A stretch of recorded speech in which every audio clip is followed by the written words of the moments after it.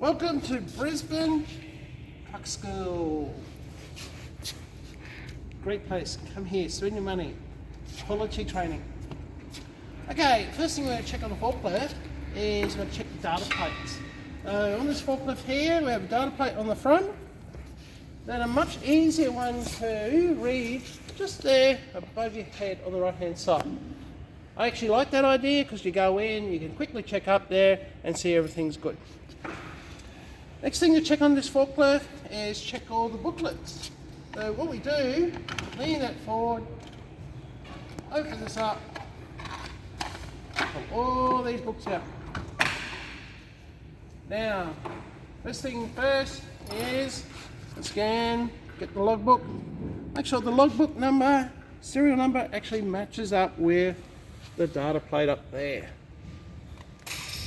Next thing, check on here and check for any errors and if they've been fixed. Check the certificate for the gas system on the forklift, that it meets Australian standards. Some forklifts may actually have a manufacturer's instructions for other attachments on the forklift. And for some light reading, we have an operating manual.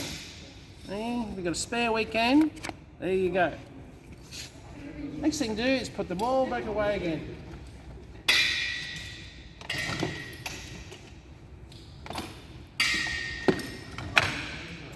Now, what we need to do, we need to check on the forklift. The forklift actually has 3 guards. It has a load guard, a foot guard, and an overhead guard. Check for any rust and cracks, any rust and cracks. That will protect your head, that will protect your feet, and this will stop things from going into the mask and onto the operator. You've got to check, make sure the lights and mirrors are actually physically there. We're not turning the lights on at the moment, we're just making sure they're actually there and you can really touch them. Got a handle here, because when you hop on the forklift, you always hop on this side and hop off this side. You get around here, you need to be checking the seat. Oh, yeah, it's all good. Make sure the seat's secure. And check the wheels. We've got 2 wheels here. You need to be checking the rubber. You don't need to check air pressure on these things. Solid rubber tyres. Check the wheels and check the wheel nuts. When you check the wheel nuts, you're just making sure the wheel nuts appear to be the same distance on for each wheel nut. Check the mask for any rust and cracks. Now, as we come around the front here, we need to be checking the forklift blades. So you need to be checking the tips. There's the blades, and there's the heels. If you're actually looking for the load centre distance, it would actually be from the heel to the centre. So load centre distance.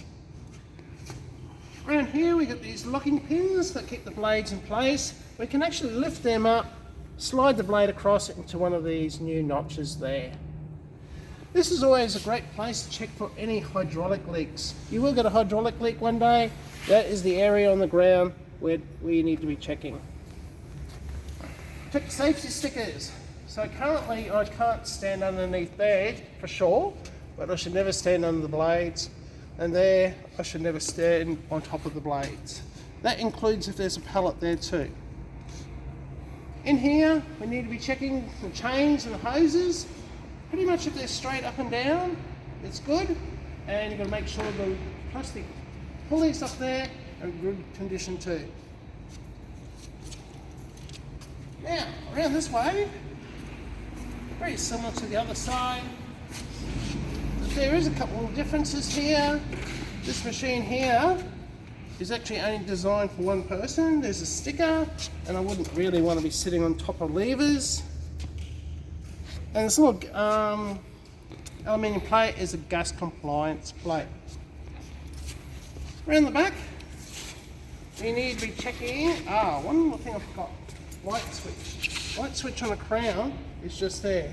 For the lights to go on, we push it forward. The lights to go off, we push it back. Okay, around the back here, I'm going to check to make sure the light's actually physically there. There's a handle here that you can actually hold when going back. And this one actually has a little horn on it. Just there. So that's the safest way, because sometimes I've seen people drive forklifts with their hands around there. Big no-no. I'm going to make sure the gas bottle is secure. Okay, and also check the counterweight in the back end, solid metal. Check the tow bar. And just in there, there's 2 big bolts that hold it on the back of the machine. Now the next thing we check on here is the gas bottle.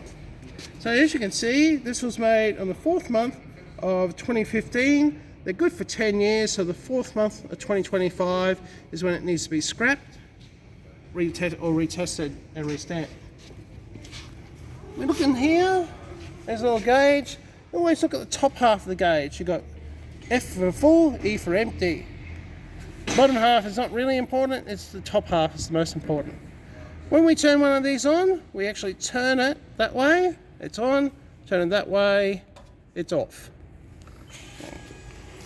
Now, next thing I'm going to do is going to swing this open. You've got a little red button here, it becomes really important in a minute. Pull the red button and push it down. And then we come around here and we've got to lift up the bonnet. Now, the first thing we're going to do before we lift the bonnet, there's a little column adjuster near the key. We push it where my thumb is, move it forward, push this little handle down, lean that forward, and lift the bonnet at the same time. Now, underneath here, got a few things to check. First thing is, this one right there is transmission fluid. Right there. Now that's the transmission fluid. Around here, brake fluid. In here, we got the air cleaner and air cleaner indicator gauge. Normally found on diesels, but they can actually be fitted to anything. We come around the other side. We have water for the radiator. We have our battery. We've got to check to make sure the bracket's there and the terminals are secure. And just in here, we've got a red one. That's called hydraulic fluid. Okay? And that's all you get. And our engine oil is just there. Cool. So the next thing we're going to do is lower it back down. And like so, always watch your hands. And get our seat, back like that. These seats actually have an adjuster on them. You can actually push that in, move the seat forward or the seat backwards. Other forklifts may have it on the other side. So when we get on, there's one correct way. And same as getting off. Left hand there, right hand there, hop on, and like so. When we get off, left hand back there, right hand there, and back like so. Nice and easy. Not the old way of sliding off, it's dangerous. So the first thing we'll do, put my seatbelt on, place, adjust the column, in the old person mode or sports mode, and then we go through the list of controls. A list of controls in here, we have our handbrake, easy to actually let it off, pull back, push there, and apply it like that. This will be going forward, neutral, reverse, horn in the middle, and here is the steering knob. Now when you're driving, not like a car, drive like a forklift, so your hand is on there. Sometimes going backwards, you can actually put your right hand like that, but generally when you're driving, left hand on there. Over here, this little switch is going to be indicator, left blinky, right blinky. Then we've got our gauges over here. Other controls on the forklift are going to be right here. This is going to be go up and down. This one will be tilt back, tilt forward. This one will be side shift and side shift. Now when we start it up, got to check how many hours it's done. It's showing me how many hours it's done. All the little lights are on there. And then we can go through and turn it on. But you always got to make sure it's in neutral before you turn it on or it won't start.